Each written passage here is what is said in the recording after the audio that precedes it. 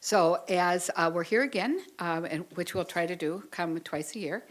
Again, I want you to know it's fun for me to be a representative of you and of the younger part of the community in Fargo-Moorhead, because always feel that that's who I'm representing, is the young people, and a commitment that the Fargo Dome continues to have.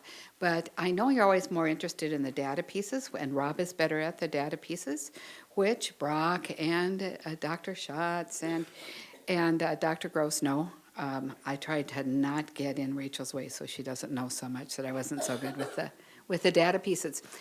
So Rob has got a quick data report for you, and then he's off to another meeting, and one that I'll share with him tomorrow.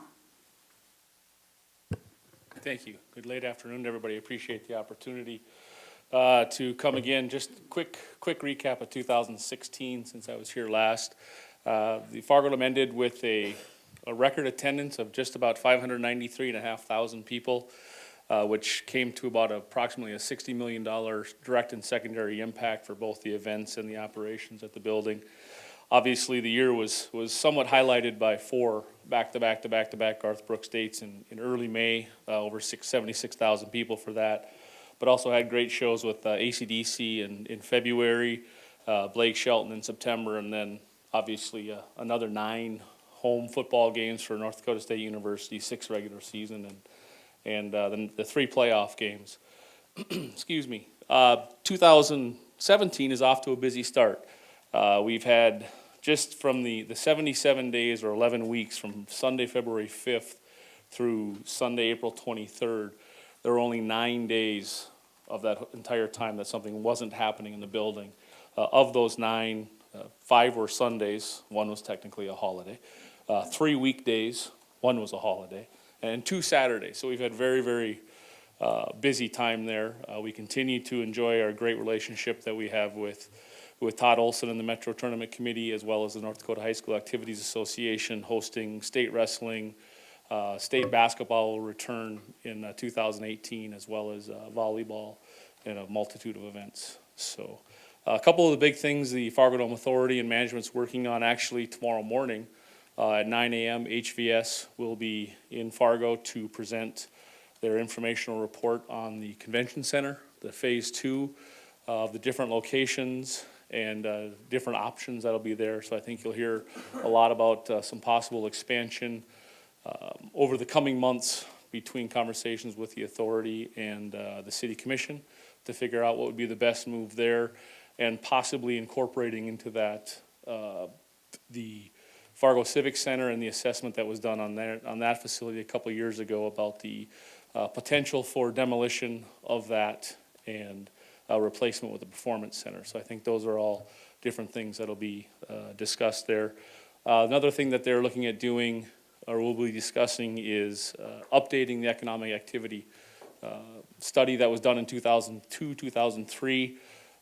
The numbers of that about 60 million, we're kind of using the data from that, but it's 15 plus years old, so it's probably time to update that and get some more accurate information. Other than that, unless there's questions, the only other thing I'd like to point out is that this past December, the Fargo Dome Authority did change the date of the holiday party to take it off of a school board meeting. There's one board member in particular who's asked me about it. I don't believe he attended that meeting this year.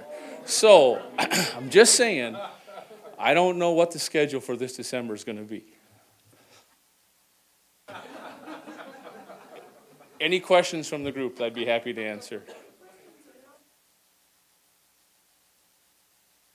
Otherwise, thank you very much, and good luck with the rest of your work.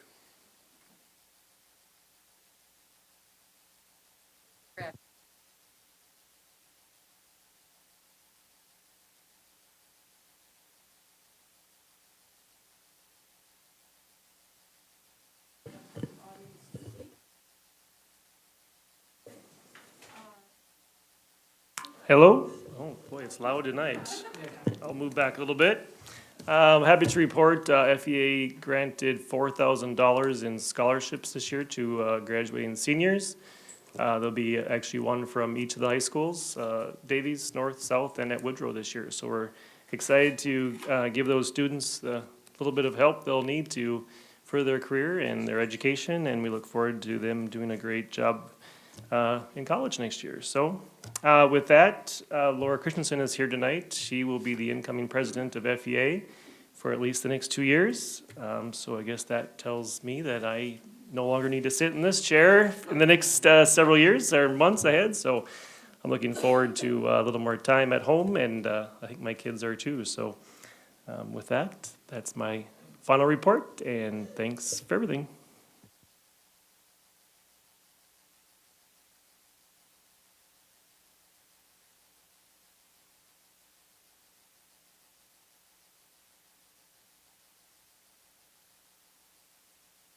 Okay.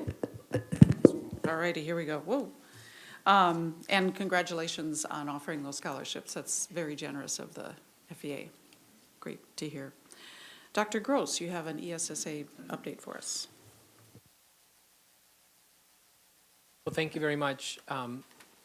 What I'd like to do tonight is just give you a brief update, and I hope to do it brief, of the Every Student Succeeds Act. And as everything in education needs an acronym or something, we call this ESSA. So as I go through this and I talk about ESSA, we're talking about the Every Student Succeeds Act.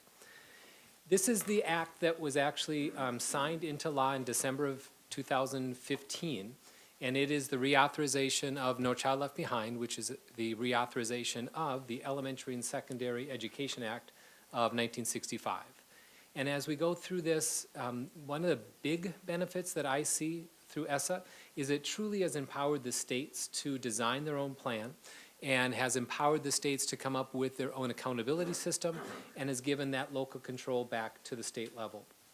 And how we've done that in the state of North Dakota is there was a planning committee, and that was comprised of 40 different people: parents, teachers, administrators, school board representatives, representatives from the college and university system. There was the North Dakota DPI staff who were there. And we worked over the course of a year, and when I say we, I had the opportunity to be part of this committee, to design and get ready for submission our North Dakota plan. That plan really was centered around this vision, and this was really one of the first things that we did as a committee, is what do we want our ESSA plan, our state plan, to focus in on? And the vision, as you can see, talks about all students will graduate choice ready with the knowledge, skills, and disposition to be successful in whatever they choose to do, whether they pursue a post-secondary degree, enroll in a technical college, enter the workforce, or join the military. So really looking at making sure that our graduates across the state of North Dakota were choice ready. So when they left us, they could enter 1, 2, or whatever pathway that they saw themselves taking that next step. The plan that was created actually was submitted to the Department of Education, the U.S. Department of Ed, on May 2nd of this year, after our governor had reviewed it and signed off on it on May 1st. So basically providing his support for the work of that committee. The U.S. Department of Education now has 120 days to look at the plan, to ask for clarification, or to give some additional guidance. So what I'm going to share with you tonight is the plan that was submitted to the U.S. Department of Education, just so you have an update on that. In ESSA, there are 4 key components that every state's plan has to include, and those are standards, assessment, accountability, and school improvement. Those are not new, and many of those components were part of No Child Left Behind. It's how we are going to implement each one of them, which makes ESSA unique and North Dakota's state plan unique.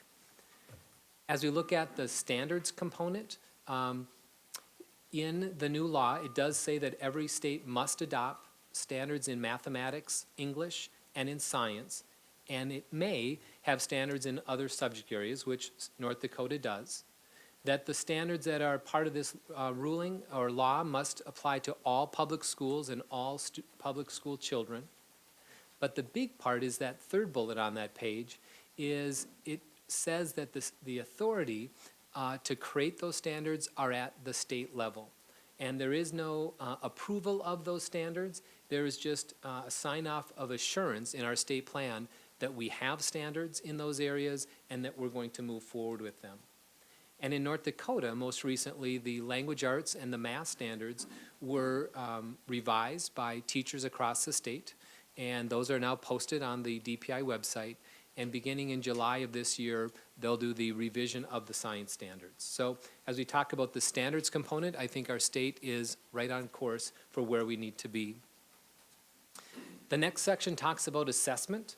And when we talk about assessment, according to ESSA, it says that we must have annual assessments in language arts and math in grades 3 through 8 and then once at the high school, and that we must assess science once in each of those grade bands that are listed on the board, 3 through 5, 6 through 9, and 10 through 12. What we do is once at elementary, once at the middle school, and then once at the high school. The law says that these standards must be aligned to the state standards. And one unique thing is the planning committee. The suggestion was made and the committee voted and came to consensus to suggest that we move any assessment that we have on the state assessment from grade 11 to grade 10. And that's really just to spread out those assessments for our students as they progress through their educational career. So I think as we look at assessments, that's what we must do. Currently, to meet that requirement, we gave the Smarter Balanced Assessment during the spring of this year.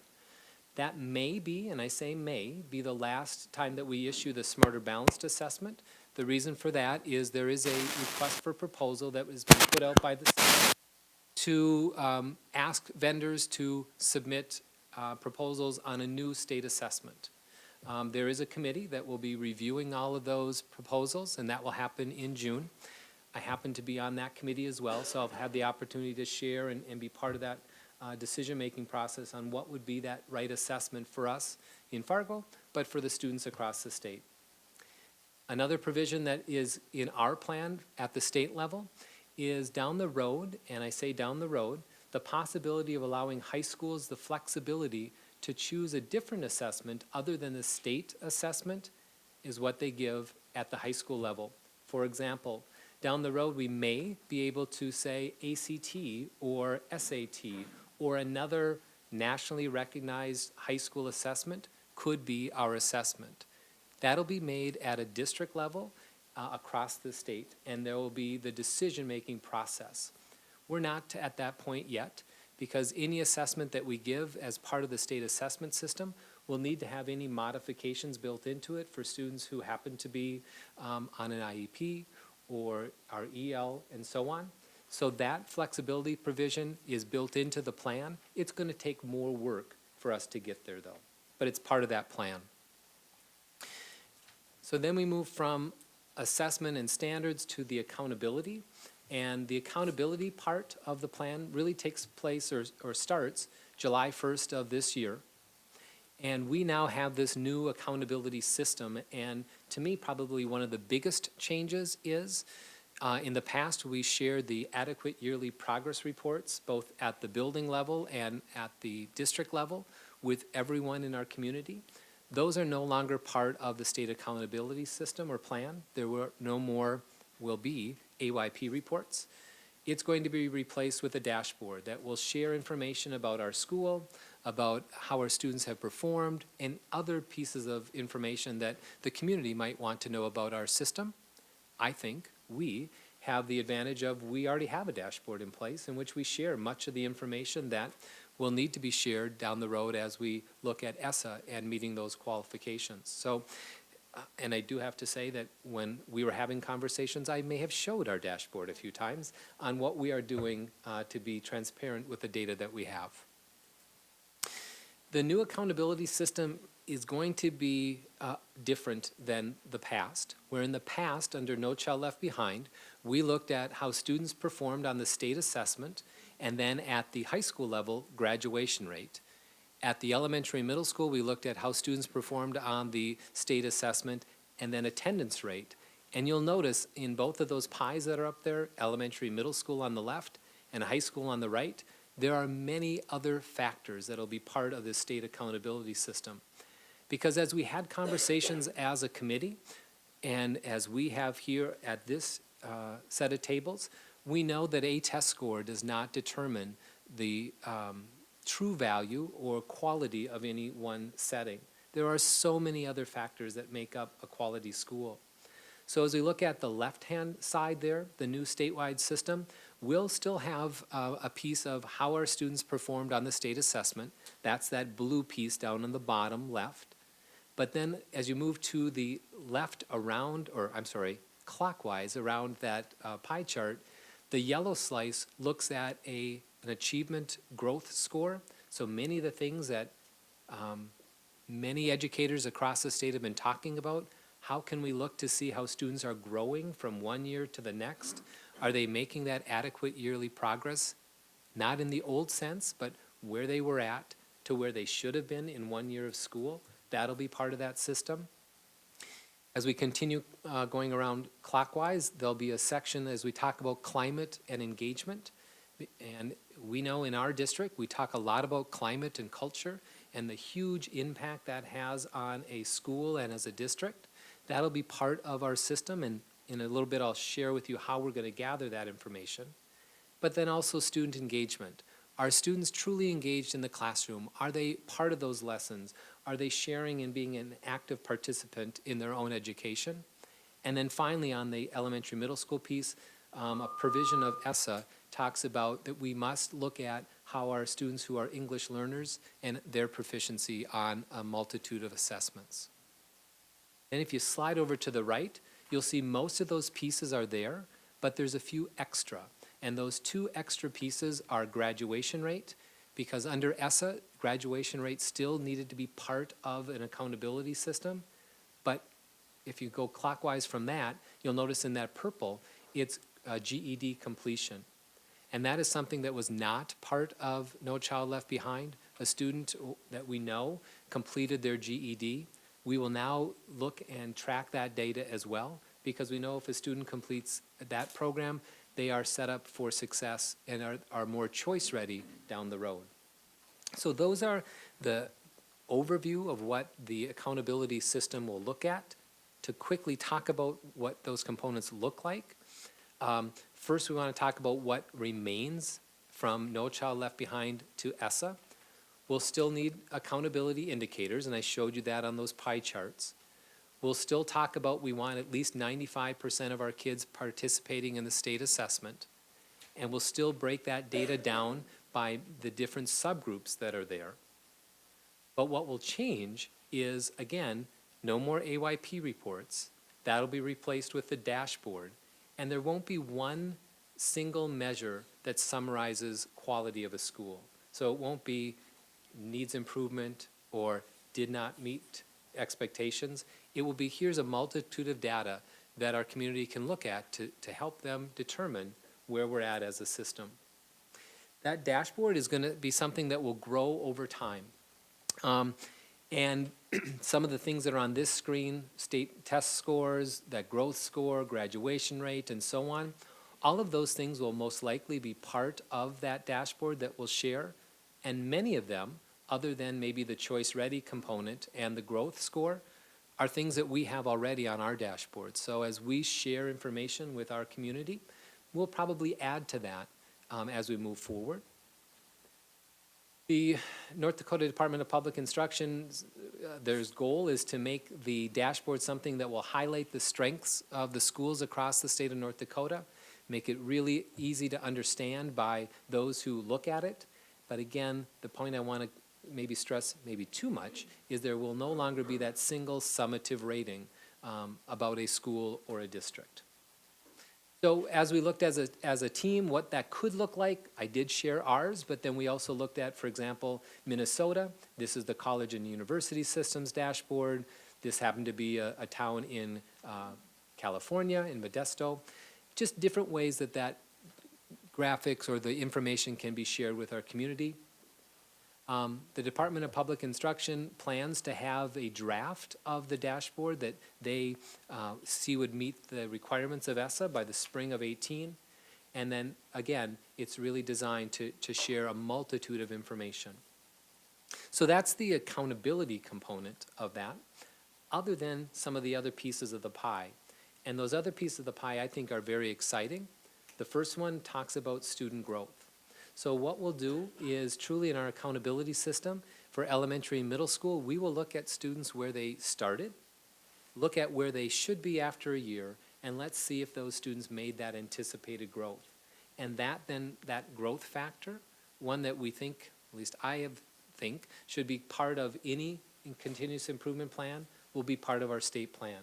So we'll look at all students if they started below grade level, at grade level, or above grade level, and ask, did they make that 1 year of anticipated growth? And that'll be factored into the plan.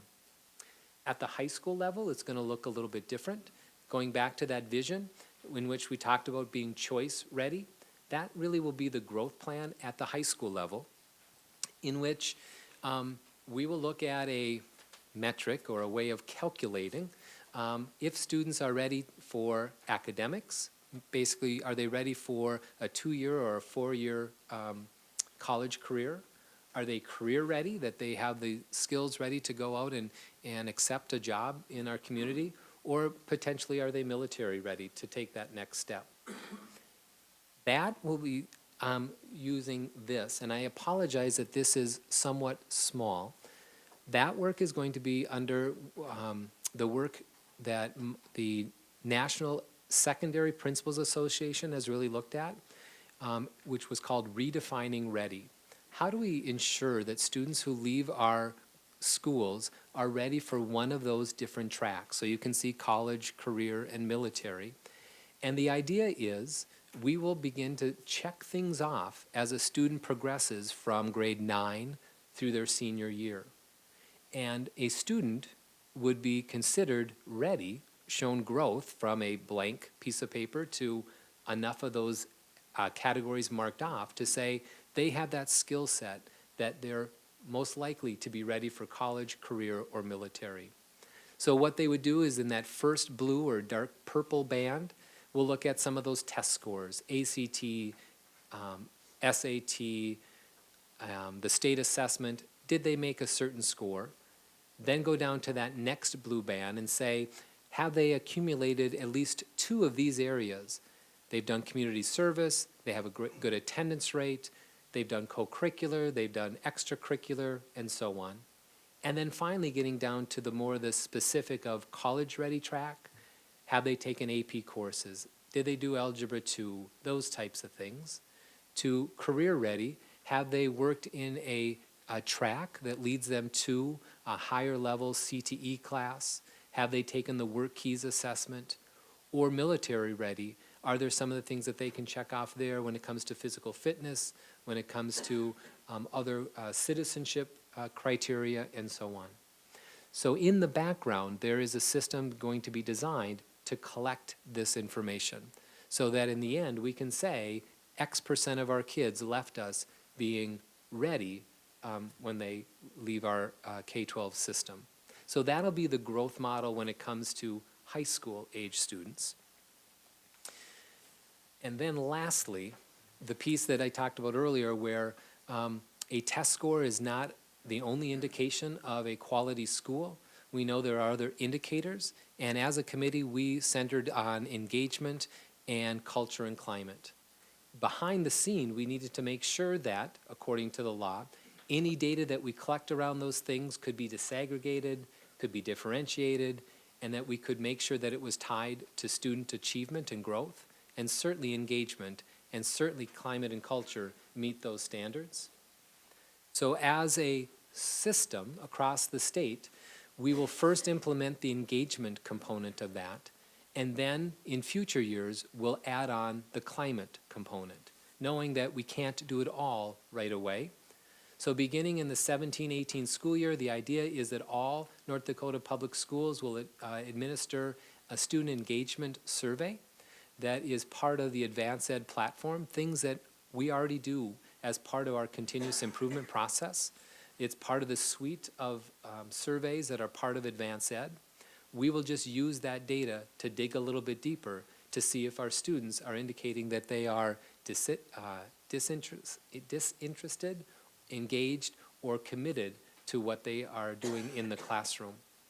And then as we progress forward through the next few years, we will add that idea of a survey around climate and culture again, using a survey that's part of the Advanced Ed suite of tools that we have at our disposal, and using that data to see where our students and parents indicate that they are at when it comes to climate. So accountability then is more than just a test score.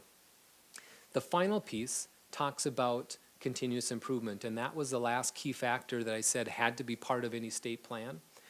And really our plan will divide that into 3 pieces, and that's that diagram over on the right-hand side. We'll divide that into general support, the support that all schools across the state of North Dakota will receive, and then into comprehensive and targeted support. The general support for all schools across the state will be make sure that we're all part of the advanced ed or continuous improvement process.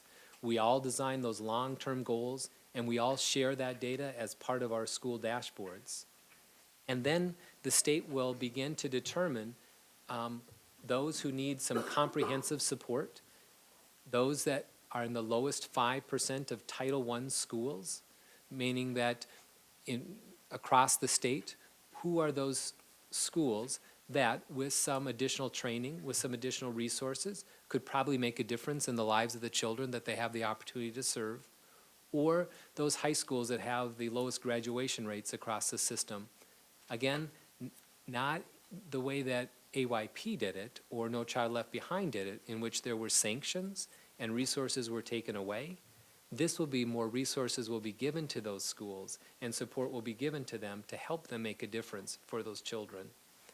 And then lastly, that area of targeted support, where the lowest performing schools, that when we look at those subgroups of the different demographic factors, they too will be given support and dollars to make a difference in the lives of the children they serve.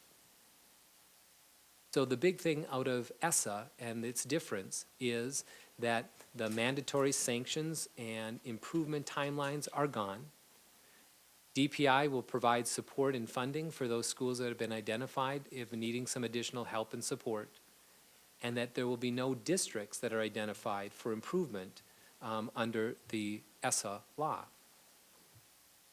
So that's how we are looking at this from the state level, looking at those 4 key factors of standards, assessment, accountability, and school improvement. And now we have submitted our plan. We wait to hear the feedback from the U.S. Department of Education, and then we will move forward with our plan around ESSA that I think will make a difference in the lives of the students that we have to serve here in Fargo, and certainly help us get closer to our vision and our mission of educating and empowering all students to succeed. So I would answer any questions that you might have. No questions. I just want to say thank you very much. This, trying to read that regulation and law is overwhelming, and I took my shot at reading the plan, the North Dakota plan, and again, it's several hundred pages of, oh my goodness, I am not the expert here. So, thank you very much. This is very helpful. Thank you. I think that says it for all of us. Anybody have any questions or comments? Thank you for that update and giving us some context. Appreciate that. Now we turn to Brock for a summary of all things legislative from this past session. Okay, Madam President, members of the board, as we're getting set up here, what I will do is give you a brief summary of those bills that I believe we followed more closely than others. You may be aware that when we started the process, when the session started, we had 106 bills on our tracking list for Fargo Public Schools, and when the process completed, we had significantly fewer, and some which we took a position on, and some which we just simply monitored. What you have at your tables is a multi-page handout called 65th Legislative Assembly Impact to K-12 Education, put together by Dr. Amy Kopis from NDCEL. That will give you every bill that NDCEL tracked and what happened with it. What I'm going to do today is really focus on a handful of those that we really worked hard with the legislature and other leadership to really go through, and then you'll have that piece I believe at the retreat, we're gonna talk about some statutory changes that have come, and that'll give you a chance to maybe ask some questions about some of the other curricular pieces or things of that nature that we didn't cover tonight. So with that, I'll try to walk you through. You can either follow on the screen or in your handout. First one we're gonna talk about is on pages 4 and 5 on your handout. It's really House Bill 1098 about teacher licensure, and this is really an effort by the legislature to address some of the concerns statewide about teacher shortages and what ESPB considers as far as qualified teachers, et cetera. This is to really, I think, give more opportunities to school districts to find the best teachers for the classroom and what licensure, what things are covered. One of the significant changes in that is that teachers are now able to, under this law, teach in their minor area, and so that's pretty important as you think about hiring teachers. Again, that may be an impact here, but you've heard Dr. Schatz say in the past that the teacher shortage hasn't been as impactful in Fargo, but certainly statewide it has been an issue, and this is, I think, an effort to address that by the legislature. The next one's on page 7 in your handout, Senate Bill 2038. This is about behavioral health training, and this is a piece of legislation that really talked about allowing school districts to determine what areas they will be doing training in for behavioral health needs. It requires a minimum of 8 hours of professional development every 2 years, though that has to be recorded and sent in to DPI by the district, and really gives some areas to focus on as far as behavioral health, and we certainly know that that is something that is a challenge in facing K-12 education, and this law really puts some parameters in place requiring some training. Senate Bill 2324 is on page 9 of your handout. This changes the evaluation dates in statute for teachers and principals. Previously, the evaluation timeline was to be done by March 15th, and that changes that to April 15th. Of note there, this does not change the timetables for non-renewal deadlines. It simply changes the evaluation date requirement within statute. 2250 is on page 10, and that is early childhood distribution grants.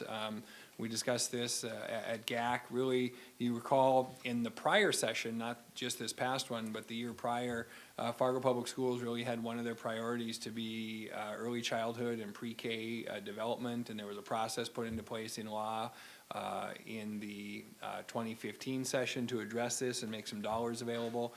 This really just expands on that and talks about the amount of time that they have and how people qualify. Did not in this law change the parameters as far as the process. It simply gave some additional information on which students qualify and how the dollars are distributed. Near and dear to my heart, the next three kind of all tie together. Page 12, 12 and 13 are really the funding bills. And the first one, the DPI funding bill, 1013, and the next one we'll talk about 1324. 1013 is where the money is, the allocation is made to DPI for the funding. And you'll see that some of the things that happened in this bill and what is covered here are things they did with Power School, Governor's School, transportation grants. There was some dollars put back in. The session started, they were looking at a 20% cut in transportation. That came down to about a 2.5% cut, so I think that's good statewide. Teacher mentoring program, we talked about pass-through grants and things of that nature, and the teacher mentoring program has been very successful and a good tool for us here in Fargo and likely statewide. It was reduced, but certainly it was still funded, and so that was important. So you just see the items there that, some of the items that are covered in the funding bill.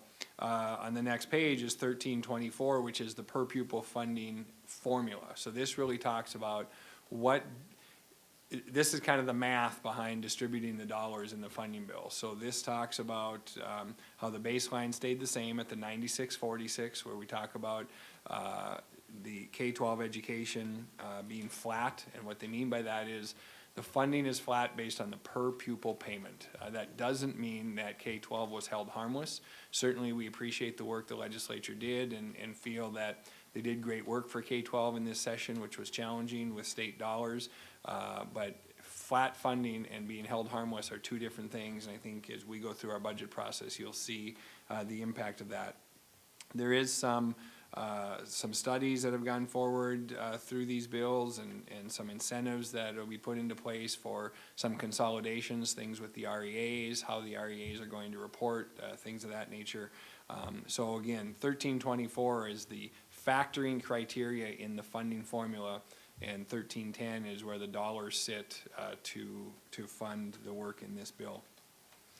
The next one is 2272 is the last of the funding bills really through the state, and this is speaks specifically to the Foundation Aid Stabilization Fund. This gave some parameters. One piece of the bill gave some definition and parameters to the Measure 2 that was talked about in the last election. But then this one also put back in some dollars for the State Loan Construction Revolving Fund, which has been a valuable tool throughout the state.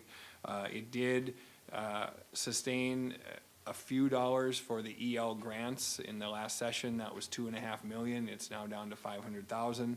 The offset to that is there were some increases in the funding formula.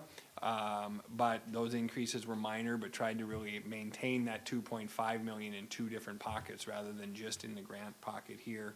Then this also did reinstitute a portion of the rapid enrollment grants in Fargo. We have not qualified for that typically because of our growth, but certainly for those districts who are growing at a rate faster than they can keep up with. This puts some of those dollars back in, and this really speaks about the fact that if we're not going to do real-time funding, you have to do something to address those districts that grow at a high rate but don't see any of those dollars till the next year, so when you're a year behind. So those are the three funding bills that really kind of gave the logistics and the parameters around how K-12 is going to be funded.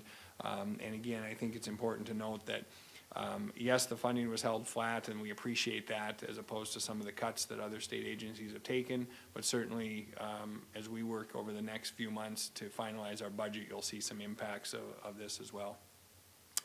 2019 is on page 14. This is the CTE budget, and certainly we've had some demonstrations, presentations here about CTE and really the fine work that those programs are doing. This was held even from the last session, but most of that money came from the Foundation Aid Stabilization Fund rather than through new or existing appropriations, and so this is a place where they tried to take dollars from the fund to help maintain what they're committing to in the K-12 area. House Bill 1318, which is on page 15, is this is a study bill that we'll see where the interim committee takes this, but this really is about a lot of studying the overall formula in a nutshell. This is a lot of feedback that came from the property tax cap bill, from the 1324, which was the factoring bill. Just really talked about back to the whole concept of equity and adequacy, and is the funding formula in North Dakota truly doing that throughout K-12 education? And so this study bill was passed out for the legislature to take a look at that in the interim, and the depth of that is yet to be determined at this point. Next one we'll talk about is 2249. Most of these we've talked about throughout the year.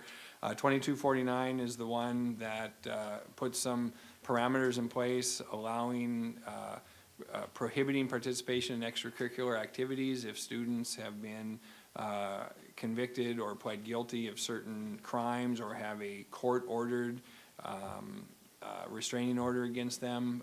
So this came about through the session and was supported and passed out.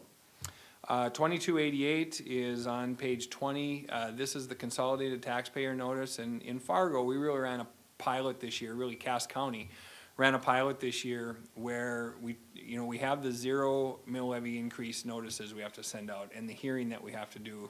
And what happens is taxpayers typically get a notice from every entity in town that has taxing authority. So Mike Montplaisir, myself, Mark Lemaire, the park districts, and the county, we talked about, can we do one notice? And if we do one notice, how does that look? And does it work? And is it less confusing to the taxpayer? So we were a pilot for that in Cass County, and taxpayers likely got that notice this year for any entity that had to do that, and it listed each entity, what percentage theirs went up, and so you really had one notice rather than 5. We felt that that was very successful. It's a lot of work for the county to get it ready on the front end, but as we went out and talked statewide at the legislature, there was real support for it. It seemed like it worked, and any bugs that needed to be worked out, I think there's a way to get through those. But I think there was appreciative by the taxpayer, and certainly from our entities it was as well. So then this got passed out, and now entities can move forward in that manner, and I think you'll see that statewide. Things that just of note that we'll cover, what things didn't pass, and there's some pretty important items here to keep note of, because there's some items that we've dealt with on a regular basis. I think most importantly is the property tax cap bill is very important. It tried to freeze property tax at 3%, regardless of what the growth has been, and that did not pass out. There was also a bill that got defeated that would have put 100% of K-12 funding to the state of North Dakota. That got defeated. Eliminating REAs got defeated this year. The one we talked about early on was an effort to try to prohibit state employees or political subdivision employees from going out to the legislature and testifying without taking annual leave, and not allowing for travel reimbursement, et cetera, unless requested by a bill sponsor. That got defeated, which I think is important. You trust that we're doing that work for you as a board and out there representing the district. So in a nutshell, I think the things that we worked hard on to defeat were important. And I think, generally speaking, some words of wisdom that we're getting as we head into the off legislative season and what the future will hold is the challenges that face the state of North Dakota in this session will very likely face the state of North Dakota in the next session. And I think K-12 education was fortunate to come out of this session the way we did.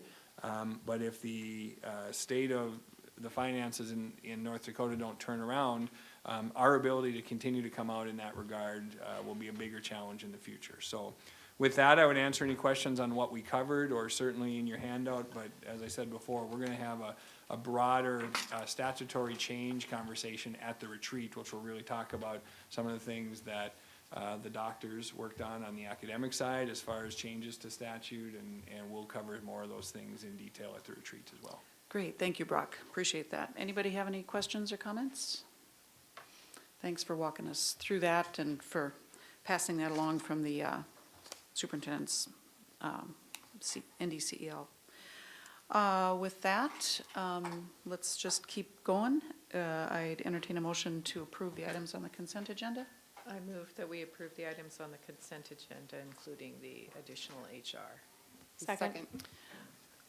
Motion and a second to approve the consent agenda items. All in favor say aye.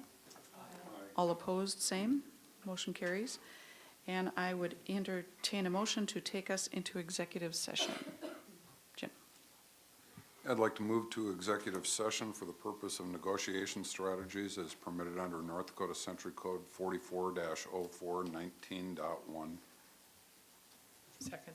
There's a motion and a second to go into executive session. Anne Marie, would you call the roll, please? Goldenberg, Yes.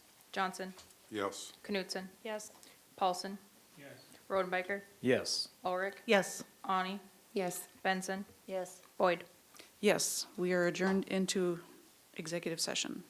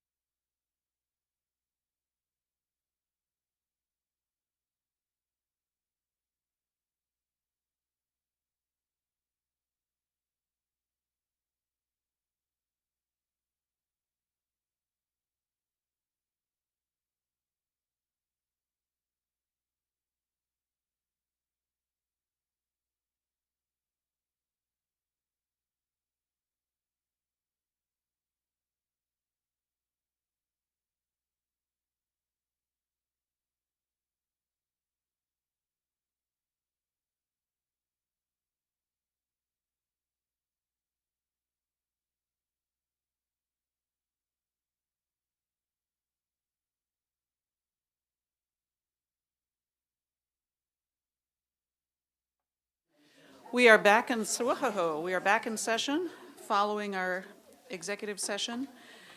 So we're moving on to the business portion of our meeting. So under 8A, this is just to formally recognize that on Wednesday, the FEA presented a letter stating a declaration of impasse. And so we are at impasse, and that clock has started. So that brings us to 8B, which is selection of a mediator, which each party will do. And so that discussion was held in executive session, and we will take action in our board meeting for that purpose. I would entertain a motion.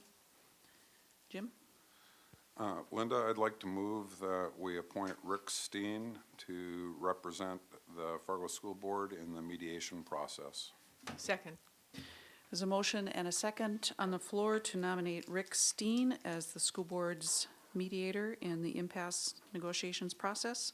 Anne Marie, would you please call the roll? Johnson, Yes. Knutson, Yes. Paulson, Yes. Rodenbacher, Yes. Ulrich, Yes. Ani, Yes. Benson, Yes. Goldenberg, Yes. Boyd, Yes, motion carried. Thank you. We will contact Rick.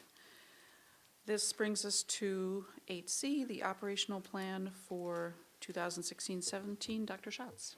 Thank you. As you know, each year we enter into an operational plan with the board as agreed upon in August, and then that is the work that is the focus of our district office, working with our principals in our buildings. And so again, this year we had a pretty aggressive operational plan, as you know. On top of that was, and the most probably impactful as far as time and just getting things to happen, was the mill levy vote. Up through March was very busy. And so I put that down as a highlight. The continued implementation of the district's strategic plan, we continue to follow that and use that as our guide. I think you'll see that every year. I think the enhanced student wellness facilitator, dropout prevention facilitator, youth risk behavior interventionist programs, and reorganizing some of those things was another big initiative for us this year. We completed the new operations center and basically be moving in, final move in here in June. And so that's been an ongoing process that now comes to an end. And then having Dr. Gross out in Bismarck, spending all those hours along with other teachers that have been out there working with the ESSA. I asked Bob today if there's going to be an app like Alexa, and we can say, ESSA, tell us what this means. So we'll see if they come up with that, as you saw earlier tonight. And then there was just a lot of other things that have gone on. And then most recently, the student behavior issue has become something that has been consuming some time. And we have already begun working on what some solutions may be for that. And I think you will see that it will be one of the major highlights of our operational plan moving into 2017-18. I sat down today with Stephen Durow and I looked at the dashboard and all the different types of systems that we've put in place through the strategic plan, the dashboard, and some of the other working dashboards that teachers and administrators have. And you see that noted throughout the operational plan. And it's pretty impressive with the things that Stephen has been able to develop with the teaching and learning department, with principals, teachers, to have data and other things accessible to be able to make decisions. I think that was another big part if you look at a lot of the different pieces and components of the operational plan. So a lot of work done. Some of it will continue. And as we discussed earlier at the last board meeting, we already have some things that we're looking at adding to our operational plan as studies for next year. And so you'll see those come up. And then I'm looking forward to our retreat, because whatever we talk about there may also include one or two items from that we would include in the operational plan as we move forward. So what we're asking tonight is that you would approve the completion of this year's operational plan. And if that happens, then we will move on and start looking to next year. So answer any questions. Everybody, all the departments are ready to answer a question if you have it. Thank you, Dr. Schatz. Dinah? I move that we accept the operational plan for the Second. Yeah.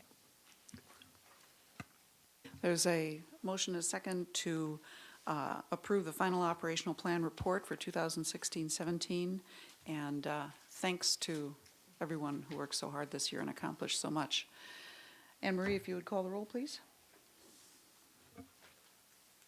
Knutson, Yes. Paulson, Yes. Rodenbacher, Yes. Ulrich, Yes. Ani, Yes. Benson, Yes. Goldenberg, Yes. Johnson, Heck, yes. Boyd, Yes, thank you very much, and thanks again, Dr. Schatz.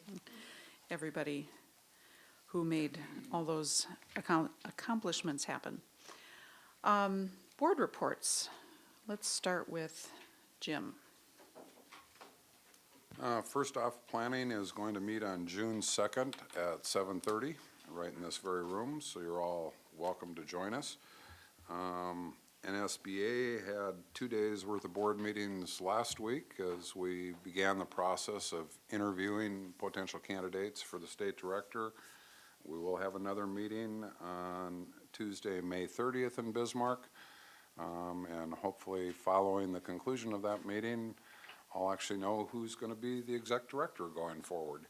Although that's not guaranteed. Anything can happen at a board meeting. And the only other thing I have to report are, these are the types of things that we're supposed to find in the community and bring to Anne Marie for the picnic. That's it. Great, thank you. Rebecca. Last week, I attended the Academic Senior Scholarship Breakfast at North High. That's my liaison high school, so happy to be there. I know we had a couple of other board members there as well. And the Native American Commission, just reminding the community and board members that the second annual FM Crossroads International Powwow is going to be held at the Shields Arena, June 2nd through the 4th. So if you have the opportunity to check that out, I encourage you to do so.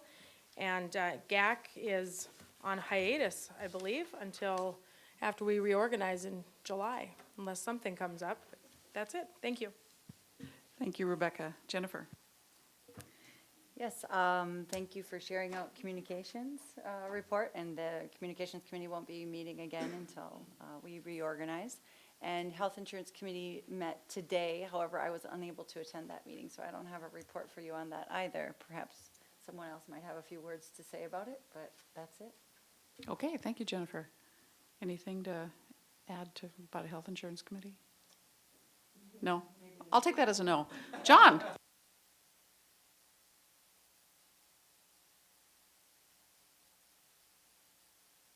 I attended the academic awards at South and North last week, and I'm looking forward to attending Davies tomorrow morning. And really impressive, really proud of those kids and their hard work and the recognition of that. And I attended a You're Hired event at Carl Ben last Wednesday. Always fun with those sixth graders, seeing them working together and figuring out how to work as a group and solve problems. And that's it for now. Thank you. Great, thank you very much. Brandy? I also attended the South High Academic Awards, and yes, there's some amazing kids we have. I didn't get a chance to attend North or Davies, and then just our government affairs. That's all I have. Great, thank you. Christy?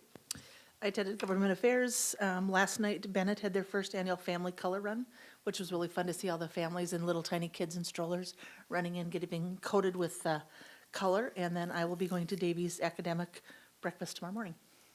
Great, thank you. David?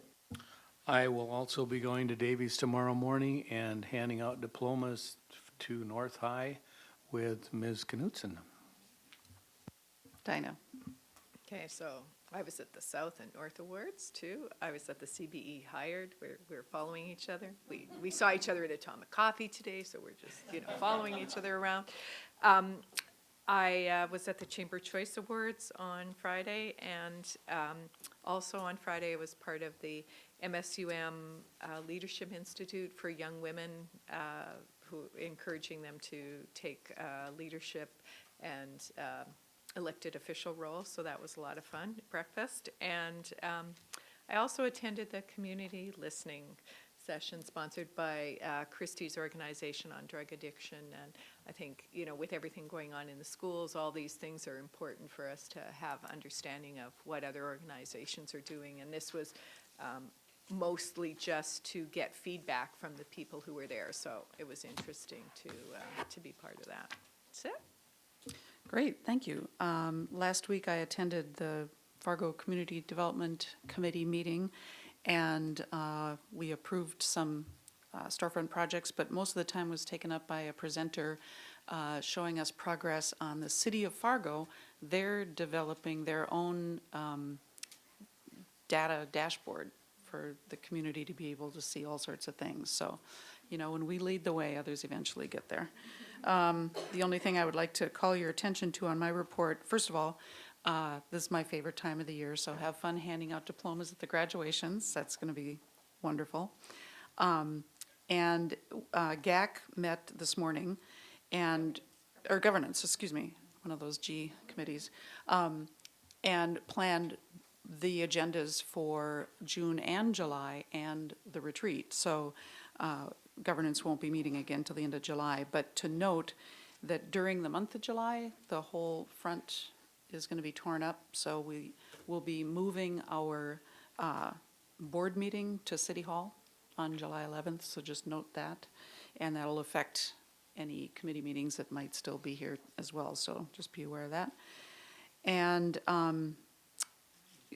you were kind of subdued tonight, so I'm going to just give a reminder to, and I haven't even brought in gift one yet, so this is my little talk of shame. So we all need to bring in some treats for the staff picnic, and that is all I have for a report. Yes, yep, absolutely.